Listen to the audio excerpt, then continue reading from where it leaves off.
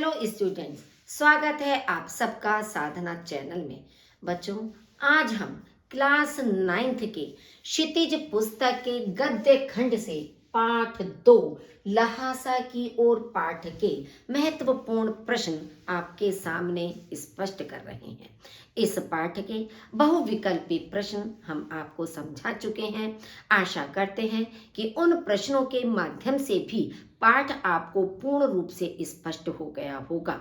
आज हम इस पाठ के उस तरह के प्रश्नों को आपके सामने स्पष्ट कर रहे हैं जो 2-2 अंकों के प्रश्न आपकी परीक्षा में पूछे जाते हैं, और ये प्रश्न आपके पूरे पाठ के आधार पर दिए हुए होते हैं। आपको पाठ कितना स्पष्ट हुआ है, आपने कितनी अच्छी तरह से पाठ को समझा है, आपकी इस बौद्धिक क्षमता का आकलन करने के लिए ही इस प्रकार के प्रश्न आपकी परीक्षा में पूछे जाते हैं। तो चलिए देखते हैं इस पाठ का प्रथम प्रश्न। लेखक को चीनी किले में चाय पीने के लिए ठहरने पर उनकी किन परंपराओं का ज्ञान हुआ? जब लेखक चीनी किले में चाय पीने के लिए ठहरा तो उसे ज्ञात हुआ कि वहां छुआछूत, जाति पाति और पर्दा प्रथा आदि कुछ भी नहीं है। बिल्कुल अपरिचित व्यक्ति भी किसी घर के अंदर प्रवेश कर उस घर की सास बहू को अपनी झोली से चाय देकर पकवा सकता था। मतलब जैसे कि हमारे भारत में होता है कि छुआछूत की प्रथा है, जाति पाति है, पर्दा प्रथा है, लेकिन वहां पर इस तरह का तिब्बत में कुछ भी नहीं था। जहां लेखक गए थे वहां आप किसी के भी घर में जाकर या तो अपने पास से सामग्री दे दीजिए तो उस घर की सास बहू आपके लिए चाय बनाकर दे देगी। और यदि आपके मन में ये लगता हो कि हमने जितनी सामग्री दी है पता नहीं उतना उपयोग किया गया है या नहीं किया गया है, तो आप स्वयं भी उनके रसोई घर में जाकर अपने आप चाय बना सकते थे। नेपाल से होकर तिब्बत जाने वाले मार्ग पर जगह जगह चौकियां और किले क्यों बने थे? लेखक नेपाल के जिस रास्ते से तिब्बत गया वह तिब्बत जाने का प्राचीन मुख्य मार्ग था। इसलिए तिब्बत से सभी देशों के समस्त संबंध, चाहे वो व्यापारिक, राजनीतिक, सैनिक, किसी भी प्रकार का संबंध हो, का निर्वाह इसी दुर्गम मार्ग से होता था। सुरक्षा की दृष्टि से तत्कालीन सरकार ने इस रास्ते पर जगह जगह फौजी चौकियां और किले स्थापित किए थे जो अब खंडर बन चुके हैं, कि ताकि किसी को कोई भी समस्या ना हो, किसी के साथ कोई दुर्घटना ना हो सके, तो उनकी सुरक्षा के लिए ही सरकार ने जगह जगह फौजी चौकियां और किले स्थापित किए हुए थे। लेखक का मित्र कौन था और उसकी किन चारित्रिक विशेषताओं का उल्लेख लहासा की ओर पाठ में किया गया है? लेखक का मित्र उसका एक मंगोल साथी सुमति था। सुमति अत्यंत मिलनसार प्रकृति के थे।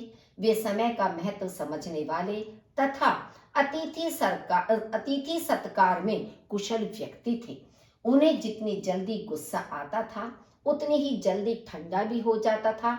वे बौद्ध धर्म में आस्था रखने वाले व्यक्ति थे जिन्हें तिब्बत की भौगोलिक दशा का गहरा ज्ञान था।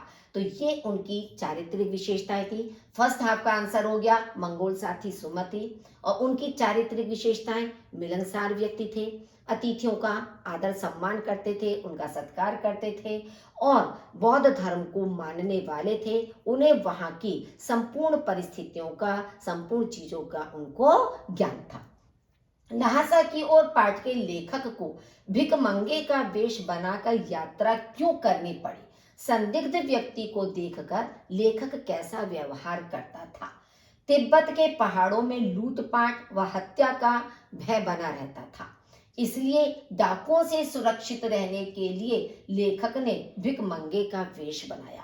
वह संदिग्ध आदमी के सामने कुची कुची कहकर भीख मांगने लगता था, कि जिससे उसे अगर लगता था कि उसके सामने जो व्यक्ति है हो सकता है वो डाकू हो, वो उसको मारना थे, तो इसलिए उसके सामने वह उससे खुद भीख मांगने लगता था, ताकि उस व्यक्ति को लगे कि मेरे पास कुछ भी नहीं है, मुझसे उसे कुछ भी प्राप्त नहीं हो सकता है।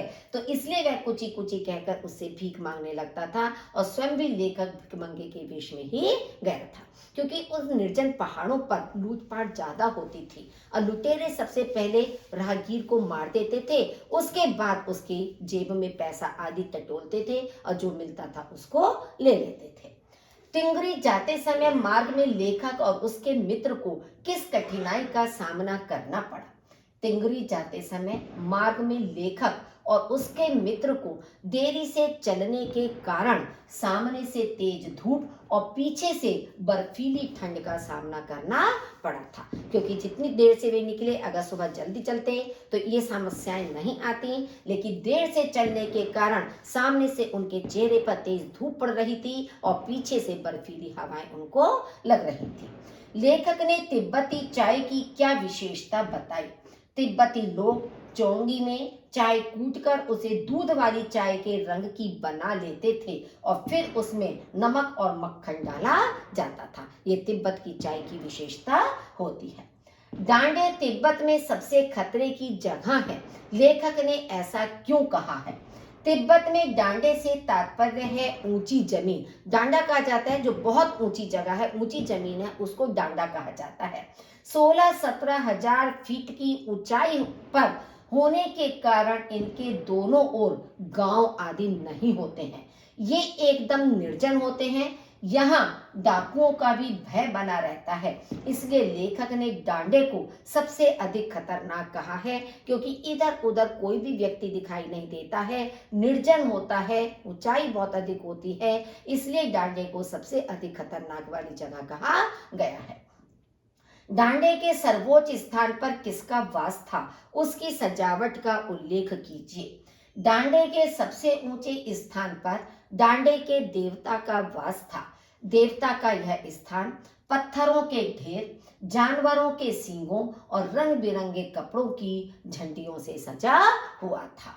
नेक्स्ट है आपका, गंडे से लेखक का क्या तात्पर्य है और ये खत्म क्यों नहीं हो सकते थे? गंडे से लेखक का तात्पर्य है मंत्र पढ़कर गांठ लगाया हुआ धागा या कपड़ा, जो सुमति अपने यजमानों को बांटता था और उनसे दक्षिणा के रूप में धन प्राप्त करता था। ये गंडे समाप्त इसलिए नहीं हो सकते थे क्योंकि जब बोध गया से लाए गए कपड़े के बने गंडे खत्म हो जाते थे तो सुमति उसी रंग के किसी भी कपड़े से बोध गया का गंडा बना लेता था। आमतौर पर आप देखते होंगे कई बार कि कुछ लोगों के गले में एक कपड़े में बंधा हुआ कुछ पहना रहता है, या बहुत सारे लोग अपनी बाजू पर भी बांध लेते हैं, तो इसको गंडा कहा जाता है। यानी कि मंत्र पढ़कर जो गांठ लगाया हुआ, चाहे तो वो धागा हो या वो कपड़ा होता है, उसे गंडा कहा जाता है। और सुमति अपने यजमानों को बोधगया से लाए कपड़े के गंडे बनाकर बेचता था, लेकिन अगर वो कपड़ा समाप्त हो जाता था तो वह लोगों को उसी रंग के कपड़ा दूसरा लेकर उससे बनाकर दे देता था। एक तरह से देखा जाए तो वह अपने यजमानों को कहीं ना कहीं धोखा भी देता था, जो कि उसके लिए गलत काम था, लेकिन फिर भी वह पैसे के लालच में आकर इस तरह से गंडे बनाकर अपने यजमानों को देता था। तिब्बत में खेती का इंतजाम देखने के लिए वहां किसी भिक्षु को क्यों भेज दिया जाता था? तिब्बत की जमीन बहुत अधिक छोटे बड़े जागीरदारों में बटी थी। इन जागीरदारों का काफी ज्यादा भाग मठों के हाथ में है। अपनी अपनी जागीर में हर एक जागीरदार कुछ खेती खुद भी कराता है, जिसके लिए मजदूर बेगार में मिल जाते हैं।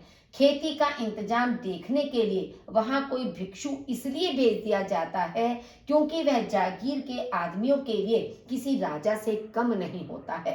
लोग उसका पर्याप्त आदर करते थे और उसकी आज्ञा का पालन करते थे। भिक्षु से यहाँ पर तात्पर्य भिखारी से नहीं है। भिक्षु यहाँ पर भिक्षु जो व्यक्ति होता था उसे बहुत मान सम्मान दिया जाता था, उसे राजा के समान समझा जाता था, तो इसलिए हर एक जागीरदार जो है किसी ना किसी भिक्षु को उस जमीन की रखवाली करने के लिए या उसकी देखरेख करने के लिए भेज दिया करता था। तिब्बत में डकैत सबसे पहले व्यक्ति को क्यों मार डालते हैं? तिब्बत में डांडे डाकुओं के लिए सर्वाधिक सुरक्षित स्थान है। वे सबसे पहले व्यक्ति को मार डालते हैं, उसके पश्चात देखते हैं कि उसके पास कुछ पैसे हैं या नहीं। यदि डाकू ऐसा ना करें तो स्वयं उसे अपने प्राणों का खतरा हो जाता है। वे डांडे को ही लूटपाट करने और खून करने का स्थान बनाते हैं। उन्हें खतरा इसलिए रहता है क्योंकि वहां पर अस्त्र शस्त्रों के लिए कोई भी लाइसेंस नहीं है। आजादी से इंसान किसी भी शस्त्र को लेकर अपने साथ चल सकता है। तो आमतौर पर भी जो व्यक्ति होता है वह अपने हाथ में लाठी के समान बंदूक को लेकर चलता था। तो डाकू को यह लगता था कि यदि वे पहले राहगीर को नहीं मारेंगे, लूटपाट करने की कोशिश करेंगे, तो वह राहगीर उनको भी मार सकता है। तो इसलिए वे पहले व्यक्ति को मारते थे, उसके बाद उसकी तलाशी लेते थे। तिब्बत में तत्कालीन कानून व्यवस्था भारत से किस प्रकार भिन्न थी? तिब्बत में हथियारों का कानून न होने के कारण आम आदमी भी कानून हाथ में लेने से नहीं डरता था। वहां हत्या हो जाने पर कोई गवाह नहीं मिलता था।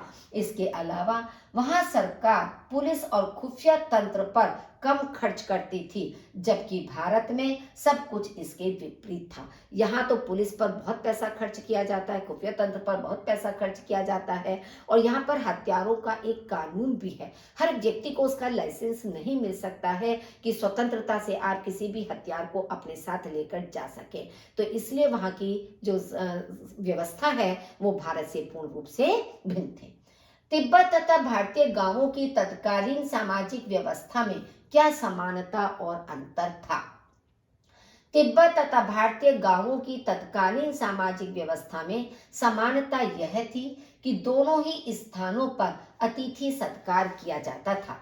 वहीं अंतर यह था कि तिब्बत में जाति पाति, छुआछूत तथा पर्दा प्रथा जैसी सामाजिक बुराइयां नहीं थी, जबकि भारतीय गांवों में यह सब अपने चरम पर थी। कि भारतीय गांव में महिलाएं पर्दा भी करती थी, छुआछूत जाति प्रथा की भावना भी व्याप्त थी, जो कि वहां पर तिब्बत के गांवों में नहीं दिखाई जाती थी। बस समानता एक थी कि अतिथि का सत्कार करना। अतिथि देवो भव, जैसा हमारे भारत की भी एक संस्कृति है, तो अतिथि का सत्कार दोनों ही गांवों में किया जाता था। कंजुर क्या है? कंजुर की पोथियों की क्या विशेषता है? कंजुर वास्तव में बुद्ध के वचनों का अनुवाद है। मतलब बुद्ध ने जो वचन कहे हैं उनका जो अनुवाद है उसे कंजुर कहा जाता है। शेखर विहार के एक मंदिर में इसकी 103 हस्तलिखित पोथियां रखी हुई थीं। यह मोटे कागज पर अच्छे अक्षरों में लिखी हुई थी और प्रत्येक पोथी का वजन लगभग 15 सेर था। सेर का मतलब होता है कि 1 किलो से थोड़ा सा कम, जैसे आप कह सकते हो 900 ग्राम या 950 ग्राम, इस तरह से। तो वो सेर पहले कहलाता था। आजकल सेर इतना प्रचलन में नहीं है, लेकिन 1 केजी से या 1 किलो से थोड़ा सा ये कम होता है सेर। लेखक सुमति को यजमानों से क्यों नहीं मिलने देना चाहते थे? लेखक सुमति को यजमानों से इसलिए नहीं मिलने देना चाहते थे क्योंकि यदि सुमति अपने यजमानों से मिलने दूसरे गांवों में जाते तो उन्हें वहां हफ्ता भर लग जाता और लेखक अकेले हो जाते। तो इसलिए वे सुमति को यजमानों के पास नहीं जाने देना चाहते थे। सुमति को गुस्सा होने का क्या कारण था? लेखक को सुमति के पास पहुंचने में बहुत देर हो गई थी। उधर सुमति काफी देर से लेखक का इंतजार कर रहा था। उसने 2 टोकरी कंडे जला डाले थे तथा 3-3 बार चाय गर्म की। इसी कारण सुमति को गुस्सा आया था, परंतु सुमति को जितनी जल्दी गुस्सा आता था उतनी ही जल्दी ठंडा भी हो जाता था। अब सुमति के पास लेखक देर से पहुंचे थे क्योंकि उनका घोड़ा एक तो सुस्त चल रहा था, दूसरे एक स्थान पर 2 रास्ते कट रहे थे। लेखक ने सही वाला रास्ता ना पकड़कर बाई मिस्टेक जैसे दूसरा रास्ता पकड़ लिया। थोड़ी दूर जाने पर जब उन्हें पता चला कि वे गलत मार्ग से आ रहे हैं, तब वो उतना पीछे लौटे, फिर उन्होंने सही वाला मार्ग पकड़ा। तो इस कारण से सुमति तो अपने स्थान पर टाइम से पहुंच गए थे, लेकिन लेखक उनके पास देर से पहुंचे थे। तो जिस बीच में उन्हें बार बार चाय गर्म करनी पड़ी, कंडे जलाने पड़े। कंडे कहते हैं ना कि गाय भैंस के गोबर से जो बनाए जाते हैं जलाने के लिए, वो उन्होंने जलाए। तो यही सुमति के गुस्सा होने का कारण था। नमसे कौन थे, उनके चरित्र की क्या विशेषता थी? नमसे एक बौद्ध भिक्षु थे। वे शेखर विहार नामक जागीर के प्रमुख थे। इस कारण उनका बहुत मान सम्मान था। वे बड़े भद्र पुरुष थे। वे लेखक से बड़े प्रेम से मिले, जबकि उस समय लेखक की वेशभूषा एक भिखमंगे की वेशभूषा थी। कि पहले जब गए थे तब तो वे एक साधारण वेशभूषा में गए थे लेकर, लेकिन जब वे दूसरी बार लौटे वहां से तो वे एक भिखमंगे की वेशभूषा में थे। तो भिखमंगे की वेशभूषा में होने के बावजूद भी नमसे जो भिक्षु थे उन्होंने उनका बहुत अधिक आदर सत्कार किया था। तिब्बत में किस धर्म के अनुयायी रहते हैं, प्रमाण सहित लिखिए। तिब्बत में बौद्ध धर्म के अनुयायी रहते हैं। इसका प्रमाण यह है कि बौद्ध भिक्षु सुमति के यजमान लगभग हर गांव में हैं। सुमति स्वयं मंगोल जाति का है। सुमति की तरह ही यहाँ के अधिकांश लोग बौद्ध धर्म से प्रभावित है। सुमति सभी यजमानों को बोध गया से गंडा लाकर भेंट करता है। गंडा जैसे धार्मिक प्रतीक से सुमति और उसके यजमान आपस में जुड़े रहते हैं, क्योंकि यजमान भी और सुमति भी आपस में एक दूसरे से जुड़े रहते हैं, क्योंकि उनसे उनको गंडे प्राप्त होते थे। तिब्बत की कौन कौन सी बातें लेखक राहुल सांकृत्यायन जी को अच्छी लगी? लेखक राहुल सांकृत्यायन जी को तिब्बत की निम्नलिखित बातें अच्छी लगी। फर्स्ट, यहाँ जाति पाति, छुआछूत तथा पर्दा प्रथा जैसी सामाजिक बुराइयां नहीं थी। सेकेंड, भारत की तुलना में यहाँ स्त्रियों की स्थिति बहुत अच्छी थी। थर्ड, यहाँ यात्रियों के आराम व सुविधा का ध्यान रखा जाता था। फोर्थ, समाज में अपरिचित अतिथियों का भी सेवा सत्कार होता था। फिफ्थ, भिखमंगे का वेश होने पर भी ठहरने के लिए अच्छी जगह मिल जाती थी। तो ये इस तरह की जो विशेषताएं हैं वो तिब्बत में थी, जो कि लेखक राहुल सांकृत्यायन जी को अच्छी लगी थी। भारत के पहाड़ों की तुलना में तिब्बत के पहाड़ों की यात्रा कितनी सुरक्षित है? भारत के पहाड़ों की तुलना में तिब्बत के पहाड़ों की यात्रा सुरक्षित नहीं कही जा सकती है। भारत में लूटपाट, हत्या इत्यादि का भय कम होता है, क्योंकि कानून व्यवस्था पर्याप्त है और निर्जन स्थल कम है। जबकि तिब्बत के पहाड़ों की स्थिति लेखक की यात्रा के समय अत्यंत भयानक थी। हथियार रखने के संबंध में कानून न होने के कारण लूटपाट व हत्या का भय हमेशा बना रहता था, क्योंकि हर व्यक्ति हथियारों को अपने स्वतंत्र रूप से साथ में ले जा सकता था। तो इसलिए भारत के पहाड़ों की यात्रा करना सरल है, सुरक्षित है, जबकि तिब्बत के पहाड़ों की यात्रा करना सुरक्षित नहीं है। तो बच्चों, इस तरह से ये लहासा की ओर पाठ आपको पूर्ण रूप से स्पष्ट हो गया होगा। इस वीडियो को लाइक जरूर कीजिए। अपने साथी, चाहे आपके स्कूल के साथी हों, चाहे आपके कोचिंग के साथी हों, या आपके चिर परिचित साथी हों, उनके साथ इस मेरा जो आपका लिंक है, मेरा चैनल है, इसको शेयर जरूर कीजिए। और यदि आप पहली बार इस पर हैं तो इसको सब्सक्राइब जरूर कीजिए। सुनने के लिए आपका बहुत बहुत धन्यवाद।